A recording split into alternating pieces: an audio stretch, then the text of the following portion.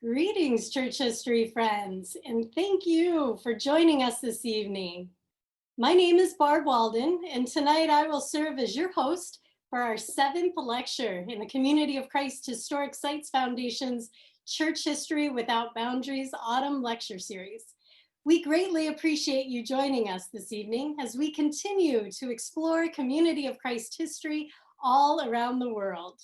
In tonight's program, we will hear about 1830s Latter-day Saint missiology from one of our favorite guest speakers, Seth Bryant. It's an annual tradition for the Community of Christ Historic Sites Foundation to take to the road to explore church history on a bus tour every autumn. Unfortunately, due to COVID-19, we will not be traveling this year, choosing rather to stay home for everyone's safety. So instead of boarding that motor coach, we will travel the world through the pages of church history. And even better, a number of fabulous historians, including the historian we'll hear from tonight, they will be joining us in donating their time and knowledge to exploring Community of Christ global roots every Thursday night until November 19th. So thank you all for staying home, staying safe, and tuning in with us this evening. Now, I can't forget to introduce you to my two wonderful co-hosts, Megan Reed and Peter Smith. Megan is working on her master's degree at Louisville Presbyterian Theological Seminary. She's also serving as a student intern in the Alma Blair Internship Program, a young adult program at the historic sites made possible thanks to your generous donations. Welcome, Megan. Peter Smith is a board member for the Community of Christ Historic Sites Foundation and co-host to our annual Historic Sites bus tour. Peter has literally traveled the world sharing church history with hundreds of guests. And if you haven't traveled with Peter, you are really missing out on a great church history experience. Thank you both for serving as co-hosts tonight. Our Church History Without Boundaries Autumn Lecture Series is not only a great way to spend the evening learning about church history, it's also a benefit for the Community of Christ Historic Sites. You see, the sites are temporarily closed due to COVID-19. However, the preservation and maintenance needs of the sites continue on, even in a pandemic. Your donations are especially critical this year as the loss of revenue from site preservation fees and museum store sales in 2020 is unprecedented. So as we continue to work towards the goal of becoming self-sustaining, your gifts from tonight's lecture will go a long way towards supporting and preserving Community of Christ historic sites for future generations. If you'd like to make an online donation, Megan has dropped the donations link in the chat box just now. You're also welcome to send a donation in the mail to the address also found in the chat box. Thank you for helping preserve church heritage with your donations. Now, the last person I want to introduce you to tonight is our guest speaker. Seth Bryant received a Bachelor of Science in English from Westminster College, a Master of Arts in Religious Studies from the University of Florida, and a Master of Arts in Religion from Vanderbilt University. Seth has served on the board of directors for the John Whitmer Historical Association and the Community of Christ Historic Sites Foundation. Until recently, he was editor of the Restoration Studies Journal. He has also published a number of articles in the Restoration Studies and the John Whitmer Journal. He is the co-author of the chapter on Latter-day Saints in the Oxford Handbook of Religious Conversion, published in 2014. Seth also served as the site director of the Kirtland Temple in Kirtland, Ohio, from 2017 to 2020, and I might add he did a fantastic job as the site director there. Seth is now working for the VA at a vet center which provides counseling to combat veterans. Welcome, Seth, and thank you for joining us this evening. I'll turn the microphone over to you as we are all ready to hear about Latter-day Saint missiology. Well, thank you, Barb, and thanks to all of you for joining tonight. I'm really excited to share, and it's great to see so many friends in the list of participants and to see you there in the chat as well. Try not to get distracted as I read and you pop up really interesting stuff there. So I'm broadcasting from my basement. If you hear what sounds like elephants overhead, those are just children. Don't worry, everything is fine. The ceiling's not going to fall on me, even if it sounds like it's going to. So I want to speak about 1830s missiology, and specifically, I'm going to talk about our apostolic trajectory to the islands of the sea. And I'm going to share with you here. I've got some slides to share as I go through my presentation, assuming my computer will work. Here we go. So to the islands of the sea. Of course, there's no photos of the construction of the Kirtland Temple. We're going to pretend that this photo here is the temple's stone walls from 1835, a year before its completion, and not really a photo from a century and some change later. I'm inviting each of you to travel with me to Kirtland a year before the temple was completed. In the print shop that was right next to the temple, to these rising stone walls, a meeting was held on 14 February 1835. The key participants involved had taken part in the March to Zion the previous summer in what has become known as Zion's Camp. From this group of men, the purpose of the meeting was to ordain apostles, and then later meetings that drew off of this would ordain 70s, two priesthood offices that were new to the church, although they drew from biblical precedent.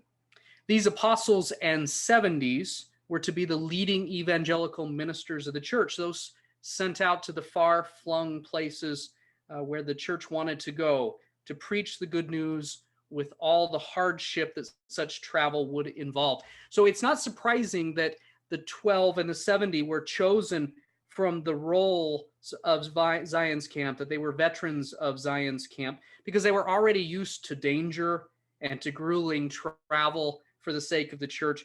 And, you know, you think about it, the church was already a group of people who were willing to leave family behind, to do new things, go to and join a new church. But those that actually said yes to Zion's Camp were the ones with the highest levels of wanderlust and the highest tolerances for the absurd. Those are two qualifications in my mind to serve as an apostle or 70. In his opening comments there in the print shop in February of 1835, Joseph Smith Jr. highlighted as much. He said that these were men who were willing to lay down their lives for the redemption of Zion, willing to travel as far as it took to redeem Zion and to serve their fellow brothers and sisters. So Smith stated at that meeting that they should be ordained to the ministry and go forth to prune the vineyard for the last time, or the coming of the Lord, which was nigh, even 56 years should wind up the scene. I like that math. It's a little off.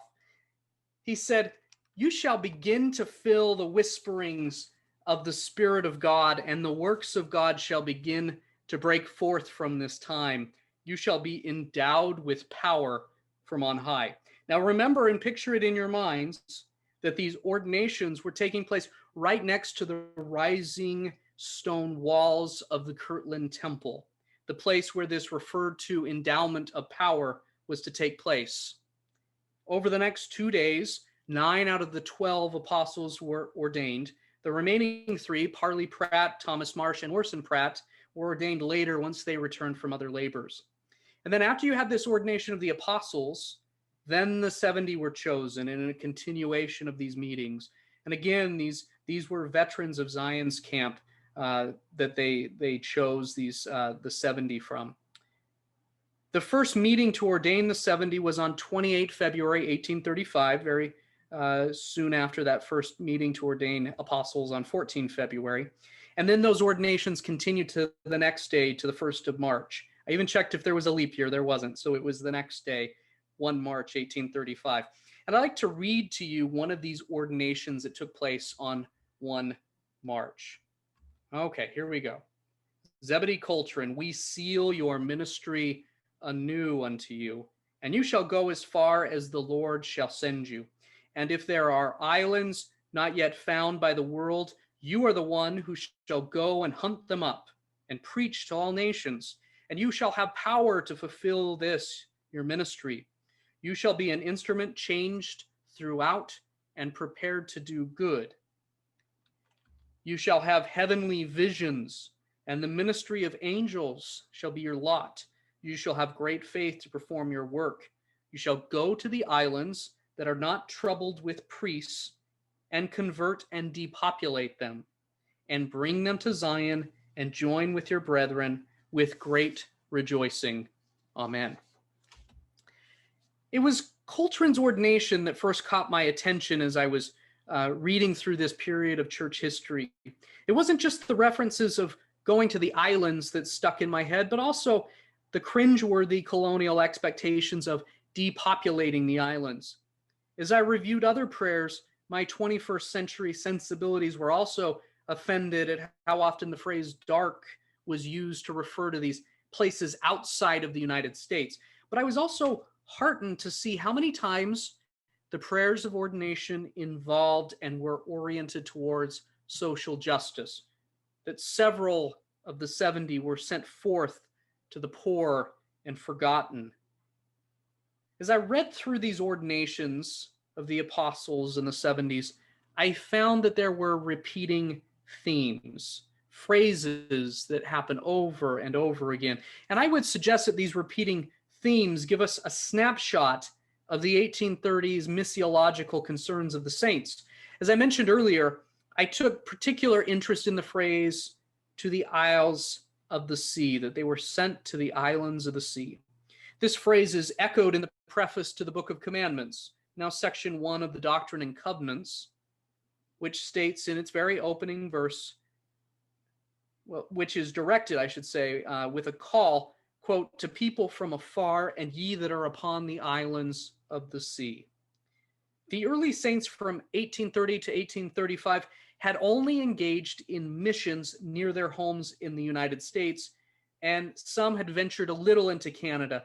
And I suspect that they identified missionary efforts abroad as a sign of maturity and success, if not legitimacy.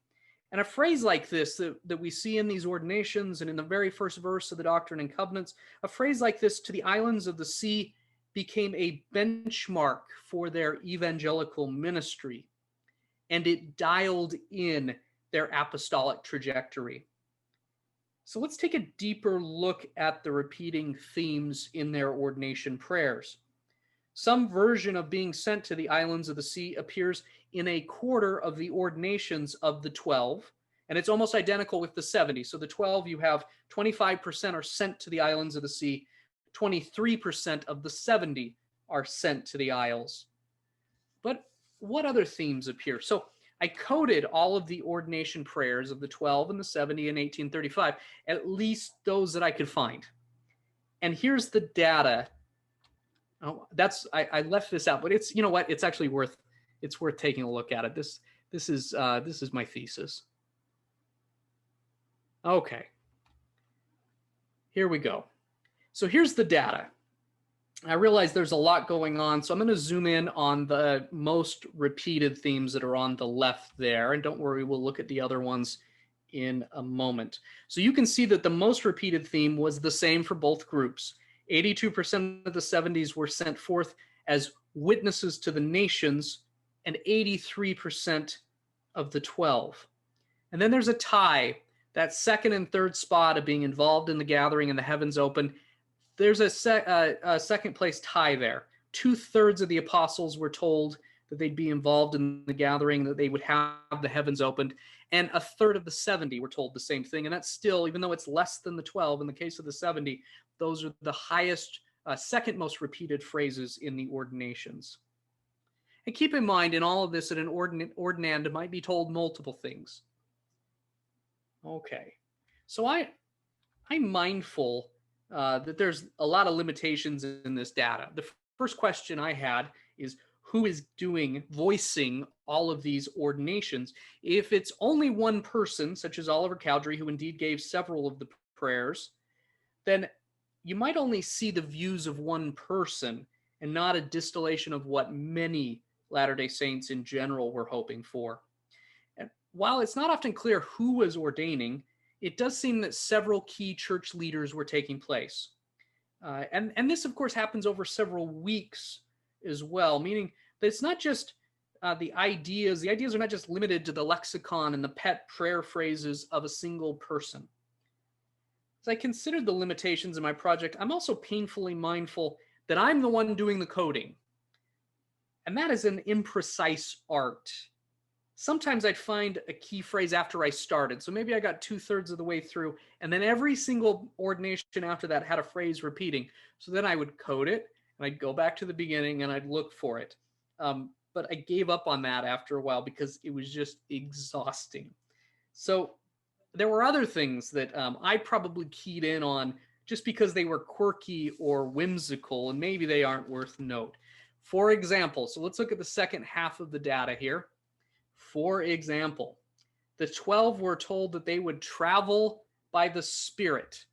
So you remember from Acts chapter 8, Philip, after he baptizes the eunuch, he is snatched away by the Spirit of the Lord. And the 12 are promised the same thing, although they use the phrase wafted by the Spirit. So a quarter of all the apostles were told that this would happen.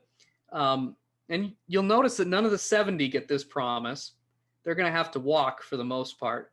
But we also see that none of the 12, if you look on the far right, none of the 12 were specifically sent to a far distant land. And many of the 70 were, such as the case of Jezaniah Smith, who, quote, was sent to the dark isles of the sea, end quote, or Joseph Hancock, who was told that he would go to the far east. And Hazen Aldrich was told, quote, "Thou shalt go forth to the nations which are afar off, even to those who are at the remotest corners of the earth. And thou shalt be a good soldier, searching out the honest in heart in the remotest corner of the earth," end quote. And while many were sent, so you can see there, go to the islands of the sea. It's about a third, a quarter to a third of all the ordinands were sent to the islands of the sea. What I really liked as a former Navy chaplain is that many of the prayers pointed out that they wouldn't just convert the people on the islands, but they would convert the sailors on the ship on their way there. Now remember, while church missionaries had traveled in the US and parts of Canada, none had ever been abroad, and importantly, no elder of the church had ever preached on an island in 1835. These ordination prayers over the first apostles and 70s reveal the orientation of our early missiology. Repeatedly, they were called to go as apostolic representatives to the fringes and the edges of the globe. And in their conception of the world, islands served as a rarefied space beyond the domestic. They weren't the only ones that saw islands in this way, but definitely the Latter-day Saints saw these islands as a place to go that was beyond the domestic. It was rarefied space, the ultimate realm of their apostolic calling. It was this trajectory that sent the 12 to the British Isles, starting in 1837. It's a trajectory that continued into the history of the reorganization and our experience with French Polynesia and Australia. And I could say something similar about the experience of the LDS Church. I once read that 2/3 of the adult population in Pioneer, Utah, really Deseret, spoke with a British accent, having immigrated to Zion. 2/3 of all the adults, which certainly helped shape the accent of the Intermountain West, if not much, much more. Growing up in Utah, I had several friends who were Samoan and Tongan. And so this sense of calling wasn't just to the British Isles, but I had friends who were Samoan and Tongan. And when I joined the Army at 17, I was telling my fellow recruits about this, about my friends from the islands. And all these soldiers replied back, "What's a Tongan? What's a Samoan? I thought those were cookies." So island culture has this it's a unique subset of the tapestry of Mormon cultural experience. And anybody who's been to the Polynesian Cultural Center in Oahu can attest to this. But without this history and this understanding, tourists in Hawaii might seem dumbfounded when they find that the Mormons are running an island theme park. And in fact, it still is a little quirky, even with a knowledge of this history. But let's get back to my thesis. Okay, so being sent to the islands, this trajectory of being sent to the islands is a key component of Latter-day Saint missiology, which in turn has shaped the identity of the churches of the Restoration. Let me dive in a little more. So here's the roadmap. First, I want to talk about what I mean by missiology and what early Latter-day Saints thought it meant to be apostolic and why it was important to them. And then I want to focus on the first mission of the 12 to the Atlantic Ocean, and then finally the second mission of Wilford Woodruff to the Fox Islands. And this is before his call to the 12, right before his call to the 12. Okay, so what is missiology? Simply put, it is the study of religious, typically Christian missions and their methods and purposes.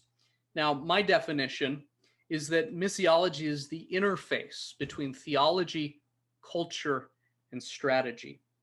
So to expand this definition out a little more, missiology involves what a church believes, the culture that it encounters while sharing those beliefs, and the strategies that it employs to effectively share those beliefs among the peoples encountered.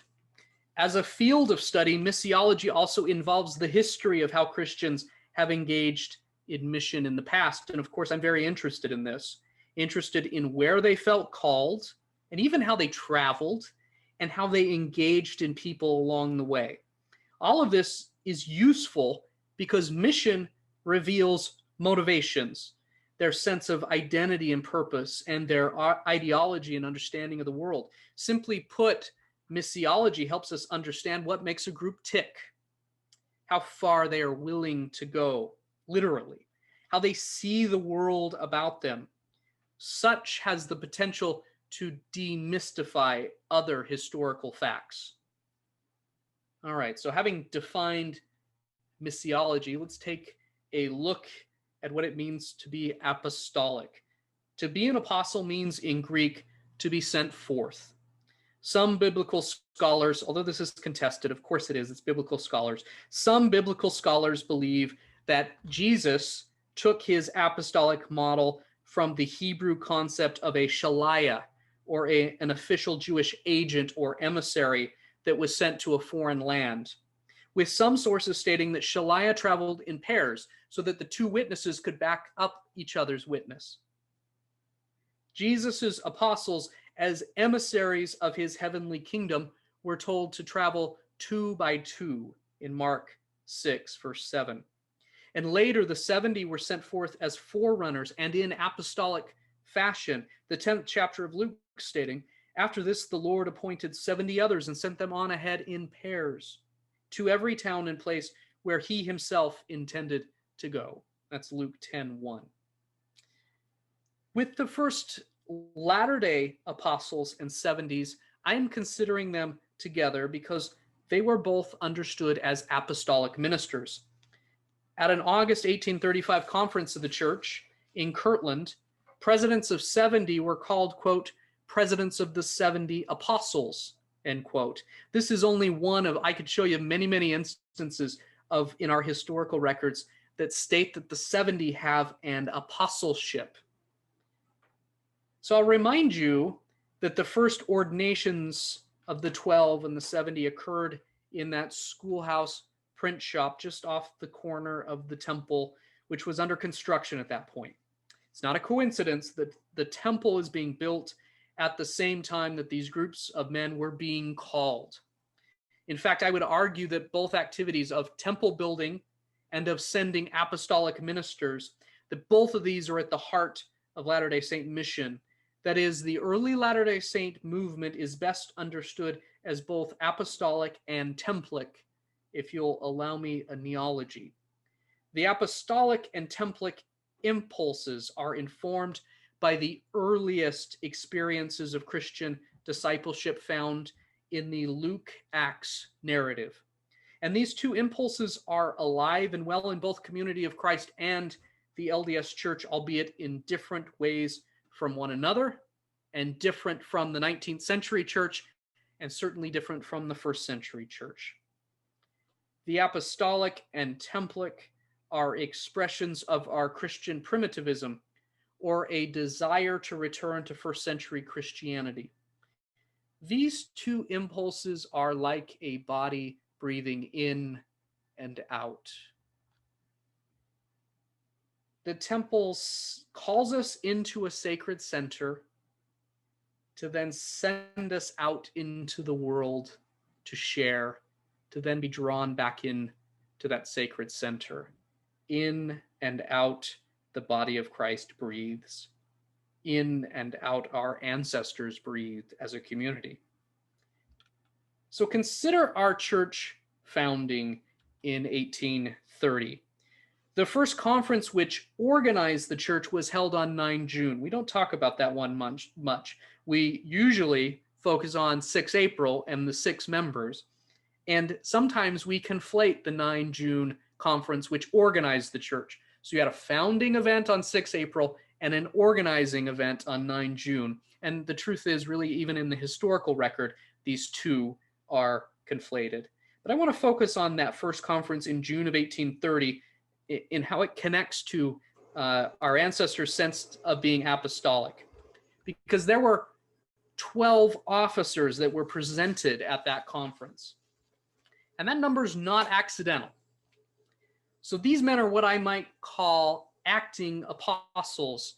Historian D. Michael Quinn states that church members at that conference, at that inaugural conference, would have understood all 12 officers as apostles, regardless of whether they were elders, teachers, or priests.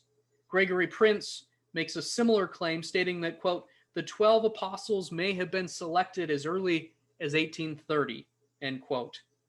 It's also intentional that all of these acting apostles, save one, were witnesses to the Book of Mormon. Quinn noting that Ziba Peterson took the place of Book of Mormon witness Jacob Whitmer. With this one exception noted, all of these 12 officers and acting apostles on 9 June 1830 were either one of the 3 witnesses or one of the 8 witnesses, or they were Joseph Smith Jr., who I would call the primary witness of the Book of Mormon. It is interesting, 3 plus 8, and you throw Joseph Smith in, you got 12. Now, the original apostles in the New Testament were witnesses of the resurrected Christ. In our experience, the first Latter-day apostles were selected by the 3 witnesses who had miraculously seen the plates of gold through an angelic herald. That is, in our Latter-day experience, new scripture birthed new apostles. And for 5 years, several elders were also called apostles. Dan Vogel clarifying that they were, quote, charismatic apostles, end quote. Reflecting this early period, Doctrine and Covenants 17:8b states, an apostle is an elder.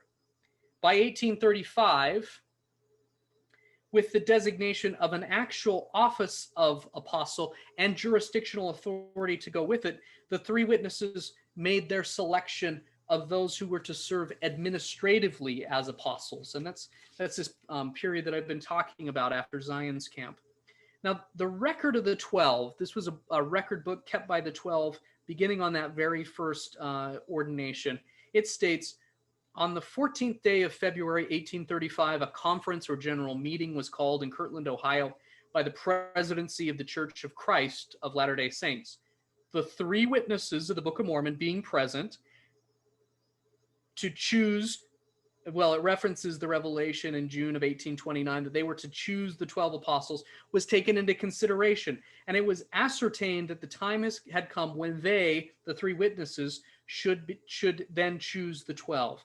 Consequently, they proceeded by the spirit of prophecy and revelation to choose and set apart from all the elders of the church the following persons to fill that high and responsible station. And then it gives a list of the first 12. Now, Oliver Cowdery was, of course, one of the 3 witnesses. And after they stated the name of the names that were to serve as members of the 12, he stood up and he said that it was his opportunity to give a charge to the ordinands. And I'll read a portion of that charge because it's incredibly informative of what they expected of the apostles and what they thought it meant to be apostolic. Cowdery said, our minds have been on a constant stretch. I like that. Our minds have been on a constant stretch to find who these 12 were, and it becomes my duty to deliver to you a charge. You are to preach the gospel to every nation. It is necessary that you receive a testimony from heaven for yourselves so that you can bear testimony to the truth of the Book of Mormon, and that you have seen the face of God. Never cease striving until you have seen God face to face. For your ordination is not complete and full till God has laid his hand upon you. If the Savior in former days laid his hand on his disciples, why not in the latter days? You are as one, equal in bearing the keys of the kingdom to all nations. It is the will of your heavenly Father that you proclaim his gospel to the ends of the earth, to the islands of the sea. Remember, you are not to go to other nations till you receive your endowment. Tarry at Kirtland until you are endowed with power from on high. And then Cowdery closed his charge by saying to the 12, you are bound together as the 3 witnesses were. He then took each separately by the hand and said, quote, do you with full purpose of heart take part in this ministry to proclaim the gospel with all diligence with these your brethren? End quote. And of course, each answered in the affirmative. So at their first real meeting, after they were ordained, after the charge and the ordinations, at their first real meeting, Joseph Smith Jr. instructed them as to their purpose. He stated, it's your duty to go and unlock the kingdom of heaven to foreign nations, for no man can do this thing but yourself. Neither has any man the authority or right to go to the other nations before you, and you, the 12, stand in the same relation to those nations that I stand in to you, that is, as a minister. And you each have the same authority in other nations that I have in this nation. He told them that anywhere there wasn't a high council established, they presided. He said, beyond the Church of the Saints to the Gentiles where there is no presidency established. And they have equal standing there that he has within the established church or within the United States. And then after establishing their role at their third meeting, they're given their mission call. So we have the charge and ordination. We have their purpose, second meeting, and then the third meeting, they're then sent forth. And Joseph Smith Jr., it says that he proposed that we take our first mission through the eastern states to the Atlantic Ocean and hold conferences in the vicinity of the several branches of the church for the purpose of regulating all things necessary for their welfare. It was proposed that the 12 should leave Kirtland on the 4th of May, which was unanimously agreed to. Now, if you're trying to remember dates, just remember Valentine's Day, 1835, they begin ordaining the 12, and then they send them forth on Star Wars Day, May the 4th. That's how I remember it anyway. So then all of the places that they were to hold conferences were then listed off in the record. So they're sent throughout the eastern states to the Atlantic, and they are to stop at several places along the way. And I have this map here to show you all of those places that they were to go to. Of course, these places weren't chosen haphazardly. They weren't just throwing darts at a map, right? The Messenger and Advocate, the church's newspaper, had stated in March of 1835 that there had been many pressing requests from the Eastern churches for conferences. Each location that you see on this map, that's a branch of the church, or it's close to several branches so that these conferences could take place. And then the Messenger and Advocate goes on to say, hey, the 12 are coming. And it basically tells them when they expect to be there, and that especially if you're an elder, it is your duty to attend these conferences. I'd like to make particular note that this very first mission call to the 12 from the president of the church sent them from the eastern states to the eastern states, and the Atlantic Ocean. It was propelling them towards the islands of Cowdery's apostolic charge. Their first stop along the way was Fairport Harbor, 12 miles from Kirtland, where they boarded the Sandusky, a steamer, to travel across Lake Erie. There's no indication that any of them along this trip were wafted by the Spirit, even if a quarter of them were promised this during their ordination, but rather they walked, or they took wagons and stages, and they traveled a great deal upon the water, and even by rail, a brand new form of conveyance in the States at that time. Brigham Young and Heber Kimball traveled on the Boston and Worcester Railroad. It was just one of the first in the United States. And you could see, if you look, you see the picture of the open car. So, imagine the smoke coming off from the engine and getting in the car. And then you've got the luggage up top. Of course, they're traveling with goods as well. So there's the ability to travel or to carry goods. These early trains were an omen of things to come. But in the 1830s, they were at the height of the age of the canal in America. So traveling by water was the most reliable and fastest form of transportation. So not surprisingly, Christianity also spread along the rivers, the canals, the ports. Perhaps you've read Jack Kelly's book, Heaven's Ditch, an impressive history about how the evangelization of America overlaid with the route of the Erie Canal. These canals didn't just spread good, they spread ideas, and they carried missionaries. So, and the 12 on their trip took the Erie Canal. So out of Kirtland to Fairport, they then took a steamer and would have arrived in Erie and then taken, they arrived in Erie and then they connected with the canal and went up to Rochester. Of course, there's a lot of this, it's on foot to their fourth destination, and then they take another steamer up into Canada. And then from there, it's a big walk from 6 to 7. At least I think it's a walk. And it's somewhere on the eastern coast near Boston that a few of them take the train. So I want you to remember, in sending the apostles to the Atlantic, just remember that a sizable percentage of the population lives near an oceanic coast. Today, that percentage is around a third of the population. Now you add a major river or lake to the equation, and that percentage increases dramatically. Water, then and now, is a major source of security, wealth, and abundance. And often forgotten today, places in the 1830s like New Bedford, Massachusetts, were major centers of power and wealth due to the whaling industry. In Northeast Ohio, Fairport Harbor that I've mentioned played a much larger role in the economic life of the region as a transportation hub than it does today. So being sent on a mission to the Atlantic was a logical trajectory for a church looking to expand its membership. That's where the people were. That's how you traveled quickly. On 28 April, the record of the 12 states that, quote, they decided to be ready and start on their mission from Elder John Johnson's tavern. I love that they left from a tavern. Little different connotation than today. On Monday at 2:00 a.m., May 4th.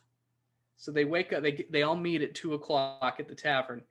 This was to give them time to travel that 12 miles to Fairport Harbor to catch the steamer by 6 p.m. So if it was me, I'd just say, hey, May 3rd, we're going to leave around noon. We'll spend the night in Fairport. But they didn't do that because there was a grand missionary farewell that was held on May 3rd. They had meetings. You read the records, lots and lots of meetings. So Orson Hyde says in his journal, May 3rd, Sunday morning, I baptized 3 in Kirtland. In the forenoon, attended the meeting in the Stone Meeting House. What is the Stone Meeting House? It's the temple. It's not finished, but they're meeting inside of it. 6 of the 12 apostles spoke to the congregation and then dismissed them for 1 hour. In the afternoon, we came together and partook of the sacrament in remembrance of the Lord Jesus. After the remainder of the 12 had all spoken, Elder Sidney Rigdon made a few observations and called upon those of the congregation who were satisfied with the choice the Lord had made to manifest it by rising from their seats. Yeah, are you happy with what God's chosen here in these 12? Rise from your seats, which the congregation universally did. He then bade them farewell. So Joseph Smith had made it clear that these ministers were to be housed and fed by the saints as they traveled, which cut down on their cost dramatically. Although the 12 walked great distances, Ronald K. Esplin and Sharon E. Nielsen, in their article on this first mission of the 12, note that, quote, what few funds they had went to transportation, end quote. Now, my experience as a 70 working in the Western United States is that most of my MR funds also were spent on transportation. So little has changed, except instead of steamers and stages, it was largely airfare. Esplin and Nielsen state that there was a pattern to how the 12 traveled to the next conference destination and what each conference looked like. They said that 8 out of the 10 conferences opened with a Friday session with members. These involved instruction and the sacrament, but also business like discipline, appointment of officers, and ordinations.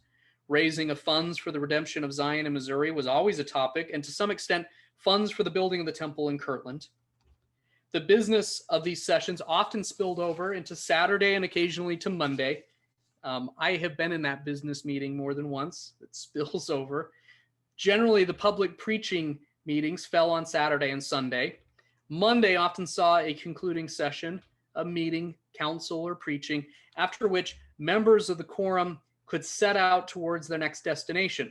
Following the formal session, several of the traveling elders might linger to preach in the neighborhood, but most, sometimes all, set off 2 by 2. So they break off into pairs and they take different destinations, or they take different paths to the next destination.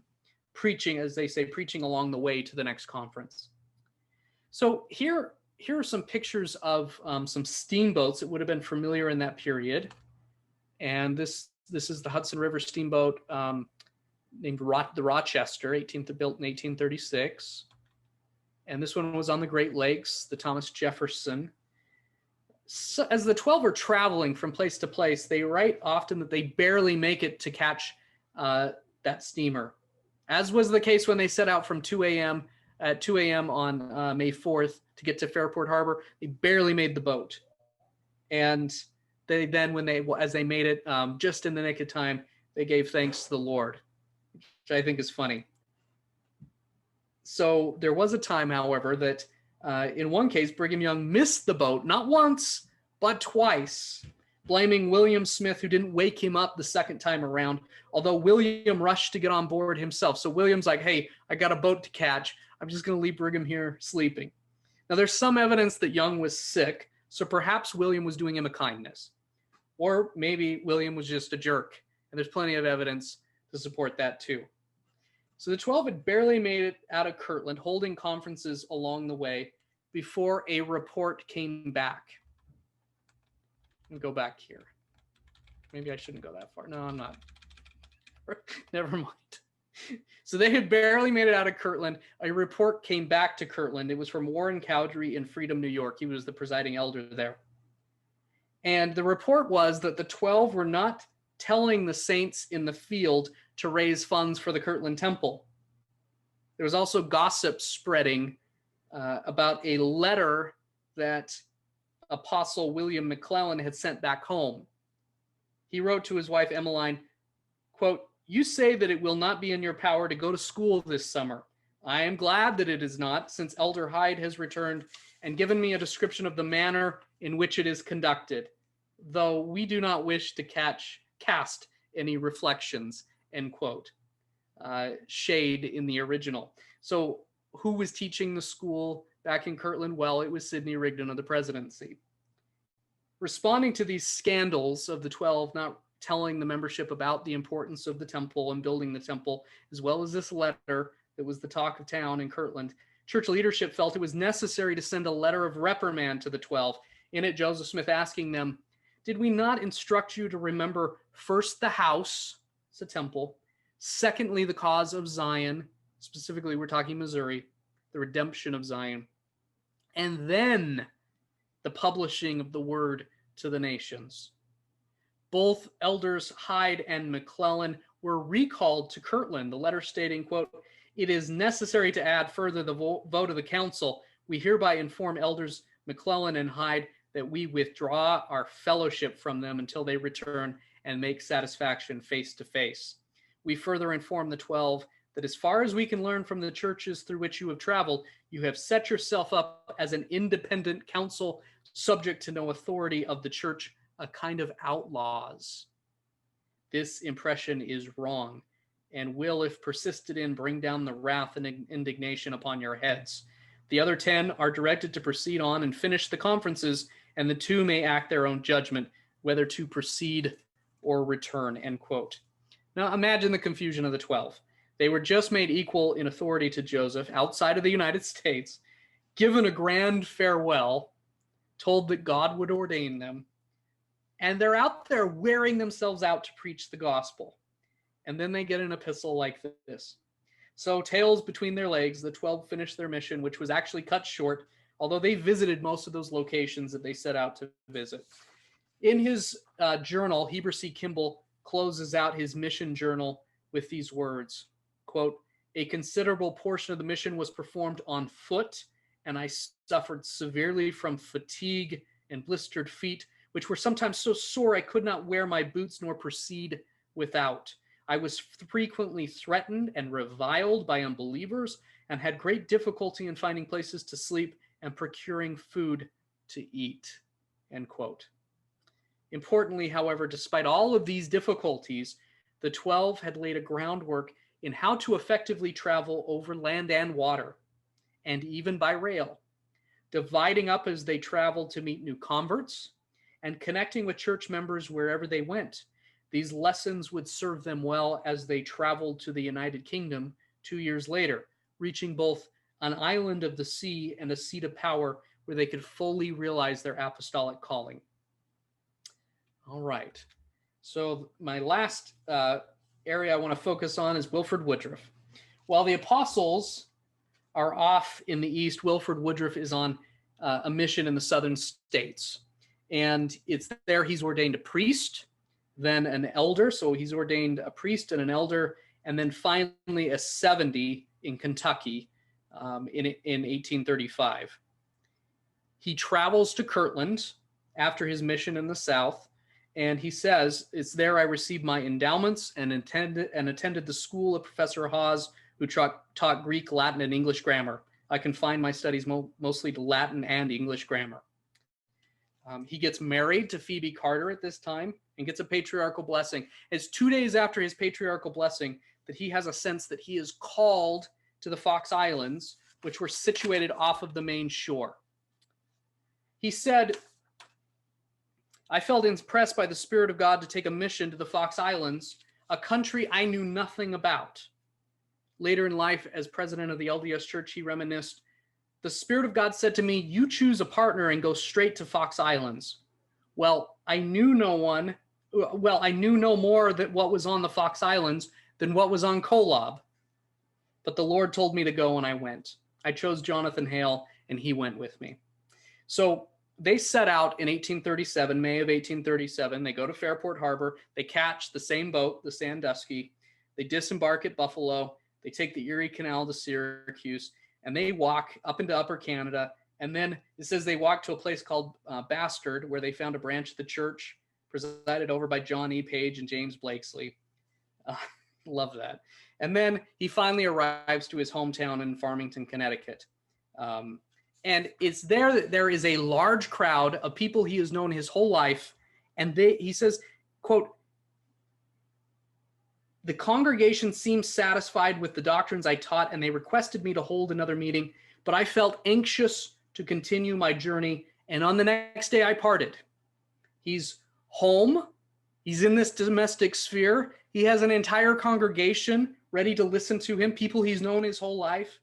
But his sense of calling to the Fox Islands overruled all of this, overruled this incredible opportunity, and he continues on his mission. When he gets there, he and Elder Hale give a sermon, and he says, "This is the first time that I or any other elder of the Church of Jesus Christ of Latter-day Saints had, to my knowledge, attempted to preach the fullness of the gospel in the Book of Mormon to the inhabitants of any island of the sea." And then later, when they baptize their first convert, he makes it another point in his journal to say, "This is the very first person baptized on an island that the Lord has called us to in these last days." He would later learn that no, there had actually been a baptism in the United Kingdom in the River Ribble a month earlier. But according to his knowledge at that point, he was the first to baptize on an island.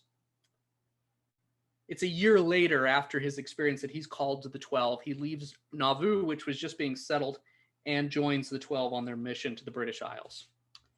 So I want to point out in conclusion just how important this was to him, to the 12, how this sense of mission, of being sent to the fringes of the globe, was where they were fulfilling their apostolic calling. It is a quarter of all the apostles in 70 who are commissioned to go to the islands. And Cowdery made it a key point in his charge to the 12 that that's where they were sent. And of course, their first mission is to the Atlantic. And as all of this is happening, we have Wilford Woodruff being driven by this same impulse to go to the Fox Islands, from this set apart space beyond the domestic, this rarefied space. And from there, he would have many, it was 80 to 150, I think, who gathered to Zion from the Fox Islands. Of course, from the British Isles later, thousands and thousands gathered, including some of my ancestors and maybe some of yours.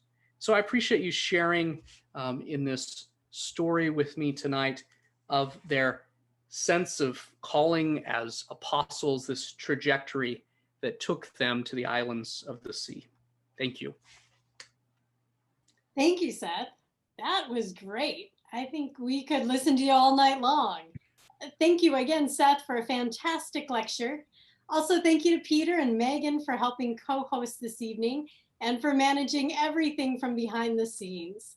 And lastly, we share our thanks to you, our friends in the audience, for joining us tonight and for generously supporting the Community of Christ historic sites with your generous donations.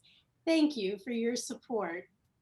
I also encourage you to tune in next week as we explore the life and legacy of R.C. Evans with our friend John Hamer.